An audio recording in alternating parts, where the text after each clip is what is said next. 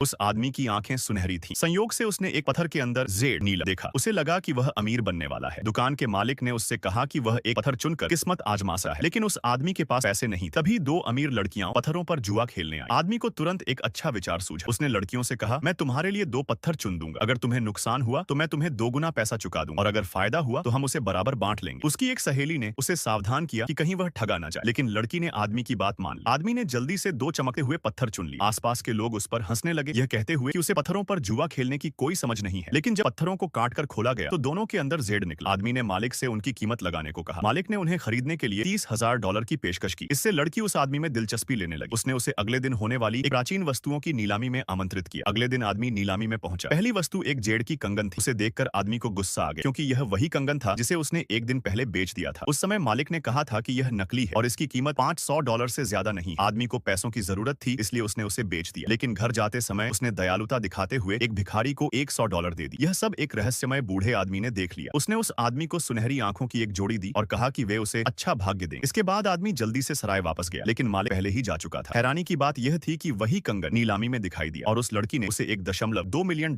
में खरीद लिया। दूसरी वस्तु 300 साल पुरानी एक चीनी मिट्टी की फूलदान थी। उसकी शुरुआती कीमत $5 मिलियन। दर्शकों में बैठे अमीर लोग उस पर बोली लगाने लगे। कीमत तेजी से बढ़कर $18 मिलियन तक पहुंच गई। आदमी ने अपनी सुनहरी आंखें खोली। उसने देखा कि फूलदान में कोई चमक नहीं थी। उसे समझ आ गया कि यह नकली है। उसने लड़की को बोली बढ़ाने से रोक दिया और कहा कि यह फूलदान नकली है। उसकी बात से मूल्यांकन करने वाले विशेषज्ञ नाराज हो गए। उन्होंने जोर देकर कहा कि उनका निर्णय गलत नहीं हो सकता। तभी आदमी ने फूलदान पर मौजूद दरारों की ओर इशारा किया, जहां उसे जोड़कर बनाया गया था। यह देखकर सभी विशेषज्ञ हैरान रह गए और आदमी से बहुत प्रभावित हुए।